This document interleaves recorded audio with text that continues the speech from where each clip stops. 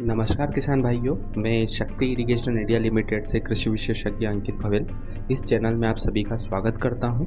आज हम बात करने वाले हैं मशरूम की खेती के बारे में। चलिए वीडियो की शुरुआत करते हैं। मशरूम एक प्रकार का फंगस है जो कि खाद्य सामग्री के रूप में लोकप्रिय है।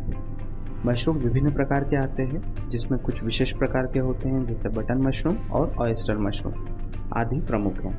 ये पोषण से भरपूर होने के साथ साथ स्वादिष्ट भी होते हैं। इसी के कारण इन्हें विभिन्न प्रकार के व्यंजनों में शामिल किया जाता है। मशरूम प्रोटीन का एक अच्छा स्रोत है, साथ ही ये विटामिन बी कॉम्प्लेक्स भी इसमें अवेलेबल होते हैं। यह पोटेशियम, फॉस्फोरस और सेलेनियम के साथ कॉपर का भी एक अच्छा स्रोत होता है। इसे आहार में फाइबर की मात्रा अच्छी होती है जो कि पाचन और स्वास्थ्य के लिए लाभकारी होता है। श्वेत बटन मशरूम की खेती। देश में बटन मशरूम की खेती बड़े पैमाने पर की जा रही है।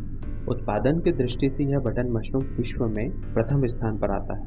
हमारे देश में मैदानी और पहाड़ी क्षेत्रों में बटन मशरूम शरद ऋतु में उगाई जाती है क्योंकि इस ऋतु में तापमान कम और हवा में नमी अधिक होती है। बटन मशरूम के उत्पादन के लिए निम्नलिखित तापमान और नमी की आवश्यकता होती है जो कि इस प्रकार है। कवक जाल के फैलाव के लिए 22 से 25 डिग्री सेल्सियस टेम्परेचर होना चाहिए।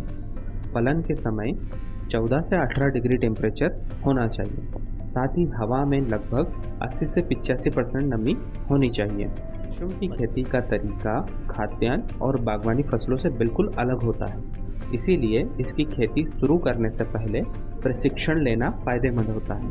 प्रारंभिक जानकारी देने के उद्देश्य से आज हम बटन मशरूम की खेती के बारे में बात करेंगे। चलिए वीडियो में आगे बढ़ते हैं।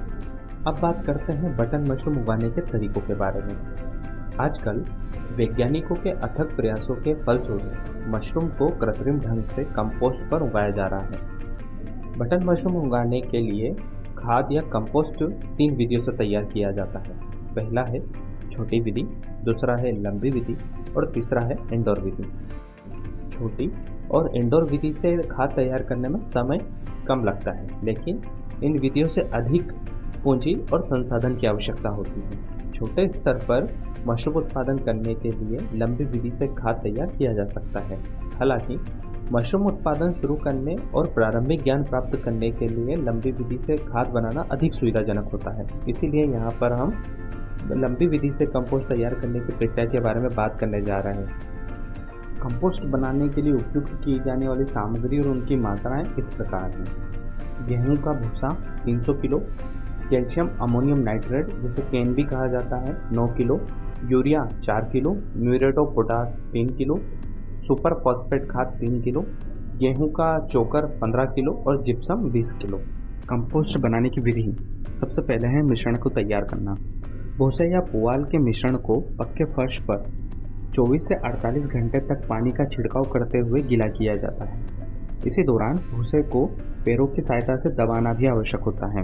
गीले भूसे की ढेरी बनाने के 12 से 16 घंटे पहले जिप्सम को छोड़कर अन्य सभी सामग्री जैसे उर्वरक, चोकर को एक साथ मिलाकर हल्का गीला कर लिया जाता है और इसे गीली बोरी से ढककर रख दिया जाता है।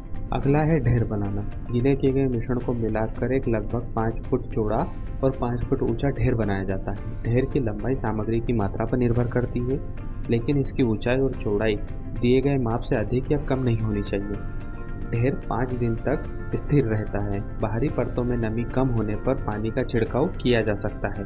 2-3 दिनों में इस ढेर का तापमान लगभग 70 डिग्री तक पहुंच जाता है, जो कि एक अच्छा संकेत है। पलटाई का क्रम। पलटाई का क्रम इस प्रकार है कि 6वें दिन ढेर की पलटाई की जाती है। इस पलटाई के दौरान यह सुनिश्चित करना चाहिए कि ढेर के हर हिस्से की अच्छी तरीके से उलट पलट हो, ताकि प्रत्येक हिस्से को सड़ने गलने के लिए वायु और नमी मिल सके। ढेर बनाते समय यदि खाद में नमी कम है तो आवश्यकता अनुसार पानी का छिड़काव किया जा सकता है और नए ढेर का आकार और माप पहले ढेर की तरह ही होता है। आगे की पलटाई भी इसी प्रकार से की जाती है। इसके बाद दूसरी पलटाई 10वें दिन, तीसरी पलटाई 13वें दिन। इस पलटाई के समय जिप्सम भी मिलाया जाता है। चौथी पलटाई 16वें दिन, 5वीं पलटाई 19वें दिन और छठी पलटाई 22वें दिन की जाती है। 7वीं पलटाई 25वें दिन की जाती है। इस पलटाई के समय नोवान या मेलाथियन का छिड़काव किया जाता है। 8वीं पलटाई 28वें दिन की जाती है। इस दिन नमी का परीक्षण और अमोनिया की जांच की जाती है। नमी परीक्षण के लिए किसान भाई खाद को मुट्ठी में दबाते हैं।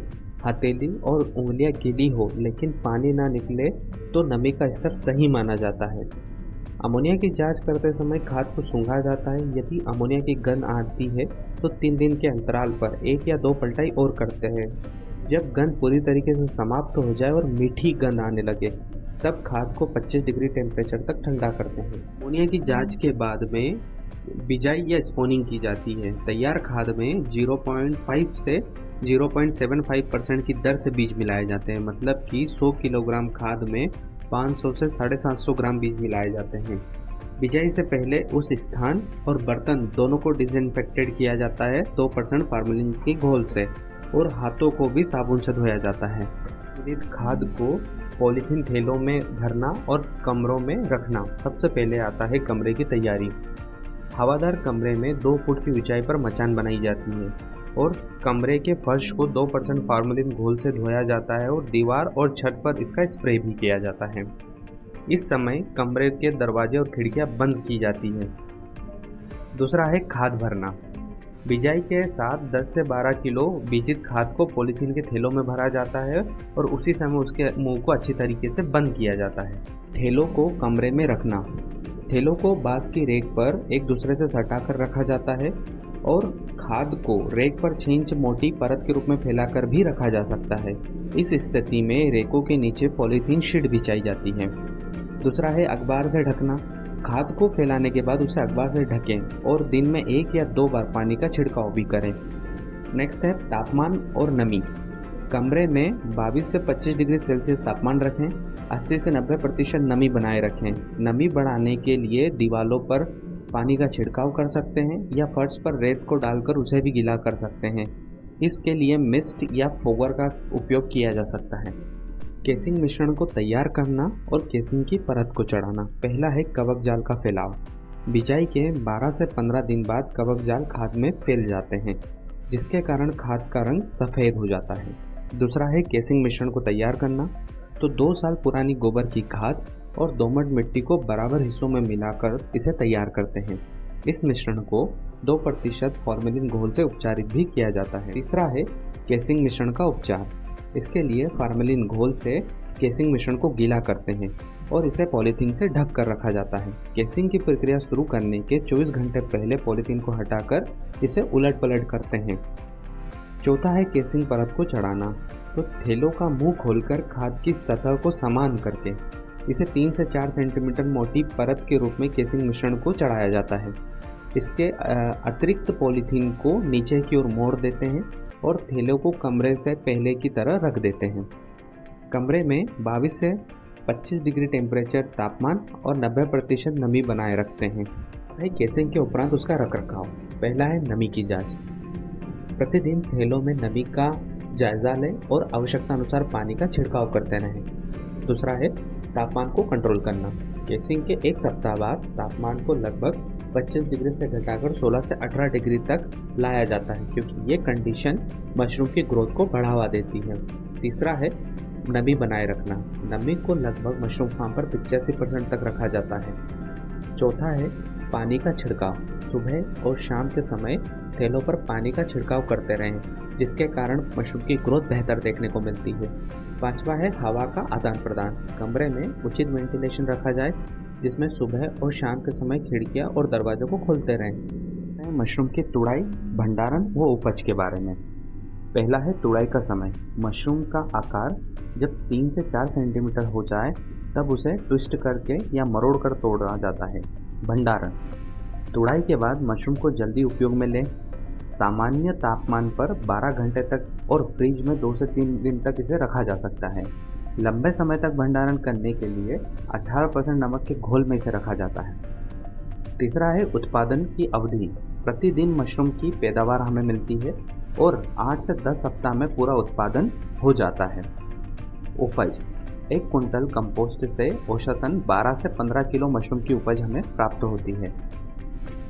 खेती और सिंचाई से जुड़ी हुई ऐसी ही नई वीडियो को देखने के लिए जुड़े रहिए शक्ति इरिगेशन इंडिया लिमिटेड के साथ। धन्यवाद।